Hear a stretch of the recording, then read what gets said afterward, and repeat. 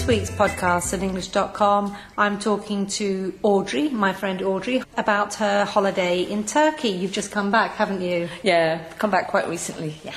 Was it your first time to Turkey? No, it wasn't, no. But I hadn't been to Istanbul before. I'd always been in the coast. Good holiday?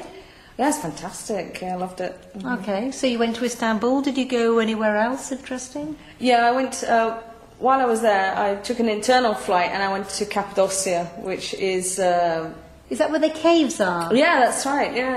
Okay. Yeah. All It was right. great. It's really interesting. The best thing I did there was hot air ballooning. What? You went in a hot air balloon? Yeah, I've never done it before, but I decided to pluck up my courage and go in a hot air balloon. Wow. So is hot air ballooning popular for that area? Yeah, it is. It's because the landscape is so strange.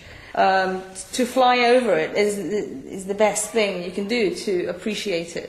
So what time of the day did you do that? God, well, that's the downside. You have to get up at 4 in the morning. 4? Why Yes. so early? Well, because the weather is so... the sun is coming up and the weather is just perfect, beautiful, no wind. So it's better to have calm weather when you're going ballooning there. Yeah, because you don't get blown off course, so there's nothing sort of dangerous about it at that time of day. But the later in the day it gets, they don't do it. They only do it in the morning. Right. And then when you arrived at the site, was the hot air balloon already inflated and ready for you? No, it wasn't. No. They had to do that. So you saw that whole process where they sort of... they set the burners going and the balloon inflated before your very eyes. Yeah. Oh, wow. So you're standing there and around the basket, panicking around the basket. So the burners are filling up the hot air and it slowly inflates. It slowly inflates, yeah. But the balloon I was in was a huge balloon because the basket was for 20 people. Wow. Yeah, so which kind of worried me, but... Yes, so it took a while to inflate. So you're there, and they have little tea and coffee and biscuits for everyone. And yeah. But Audrey, tell me, you're in the balloon Yeah. now. There's 20 of you and the person who's operating the Yes. balloon. When they let go of the rope, what was the sensation then? Well, it was so strange because you're expecting a sudden movement, like right up into the air, but it doesn't really happen that way. It is so still. Oh, really? It doesn't feel like you're moving, actually. You don't feel the sensation of rising? No, you don't.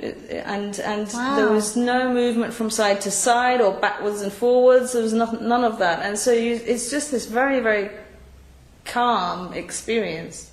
And you're sort of in the air. And suddenly you look around and there are about another 50 balloons in the air. Oh, so it wasn't just you in the air? No, it's like a huge thing to do in that part of Turkey, Cappadocia. So there were just like all these different coloured balloons and they're all sort of up and down around you and it's just amazing. And you think, gosh, there's so many people out there doing this. That sounds really nice. Yeah. How long was the trip then? It was the trip's about an hour, but it doesn't feel like an hour, of course, because it's just like so fascinating, really. Just yeah. Now, I don't like flying. Would you recommend it for me then? Yeah, because it wasn't scary at all. Well, I think I'm going to pluck up courage and have a go myself. Great, Audrey. Thanks a lot. You're welcome.